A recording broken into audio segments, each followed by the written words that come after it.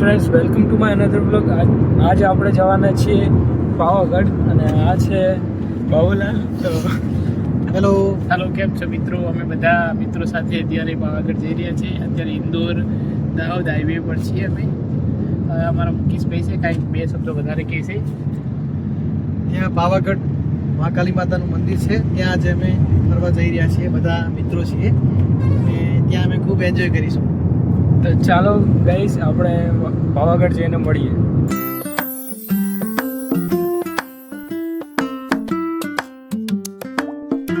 તો ફાઇનલી આપણે પાવાગઢની અંદર એન્ટ્રી લઈ લીધી છે ને હવે આપણે ગાડી પાર્કિંગ કરવા જઈશું અને પછી આપણે પાવાગઢ પર્વત ઉપર જઈશું અને માતાજીના દર્શન કરીશું.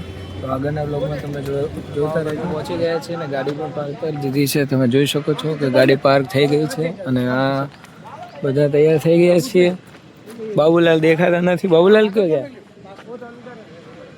હવે અમે જઈશું મંદિર તરફ. તો ચાલો તો અમે જઈએ મંદિરે અને ઉપર જઈએ અને તમને બતાવું કે મંદિર કેવું છે.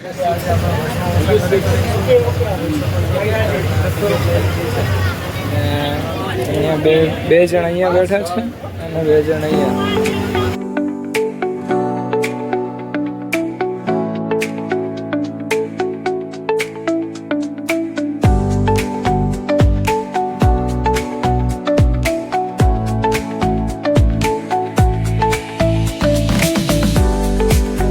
પહોંચી ગયા છીએ અને અહીંથી ઉપર જવાનું છે ચાલીને. આગળ રોપવે પણ છે. તો તમે જોઈ શકો છો કે આ આપણી ટીમ અને હવે અમે ઉપર જઈશું ચાલીને અથવા રોપવેમાં. તો ચાલો ઉપર જઈને વ્યૂ બતાવું તમને. સામે જોઈ શકો છો કે ઉપરની તરફ મંદિર છે માટે બહુ લાઈન છે અને હવે રોપવેમાં તો 3 કલાકનું વેઇટિંગ બતાવ્યું છે. 1 કિલોમીટર જેટલી લાંબી લાઈન છે. તો હવે અમે ડિસિઝન લીધું કે હવે અમે ચાલીને જ જઈએ, કારણ કે રોપવેમાં જવા જઈશું તો 3 કલાક એ બગડશે. આના કરતાં અમે કલાક 1.5 કલાકમાં તો ઉપર જતા જ રહીશું. તો ચાલો હવે આપણે પગ યાત્રા કરીએ અને ઉપર જઈએ અને માતાજીના દર્શન કરીએ.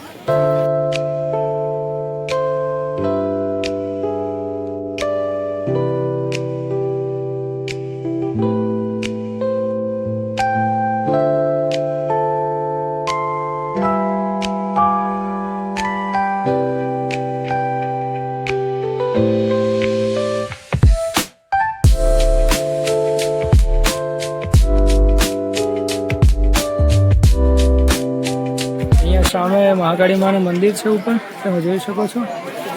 એના બાજુમાં શું છે તમે 1 મિનિટ જોઈન રહેજો.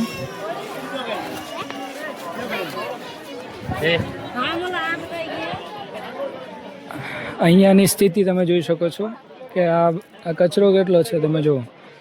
આ એક પર્યટકની, આપણા જેવા જ યાત્રીઓની ભૂલ છે. અહીંયા માતાજીનું ધજા લગાવેલી છે અને આ સાઈડ તમે જુઓ કે કેટલો કચરો બધો કરેલો છે આ યાત્રાળુઓ જ. આ છે પાવાગઢની સ્થિતિ.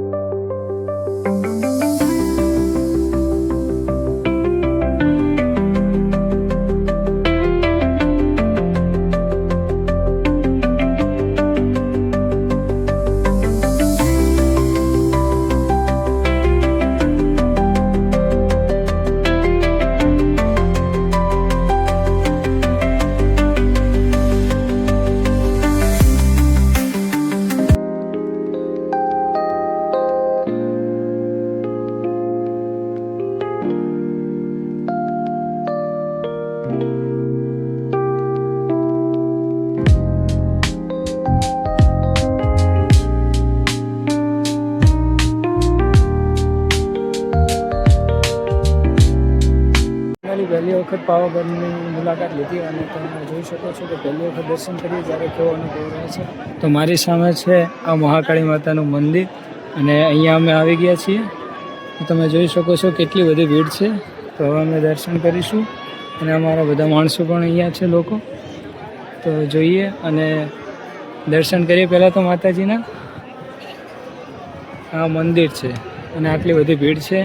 તો હવે એક કલાક જેવું તો લાગશે દર્શન કરવામાં અને પછી અમે નીચે જઈશું.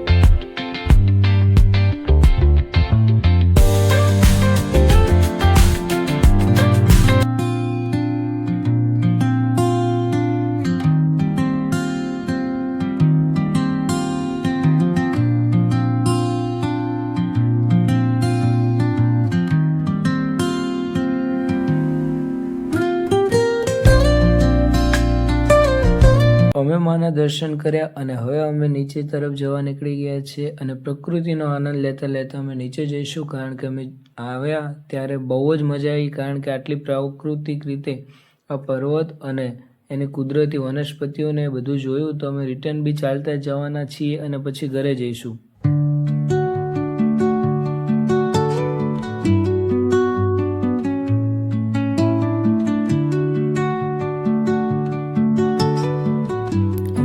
રસ્તામાં આવતા હતા અને થાકી પણ ગયા હતા, તો એટલામાં જ અમે એક સાઈડ ભાઈને જોયા જે મકાઈ વેચતા હતા. તો પછી અમે વિચાર્યું કે મકાઈ ખાઈએ અને થોડો ટાઈમ બેસીએ, કારણ કે પગ દુખતા હતા. એટલે અમે લોકોએ મકાઈ લીધી અને મકાઈ ખાતા ખાતા પ્રાકૃતિક સૌંદર્યનો આનંદ પણ માણ્યો.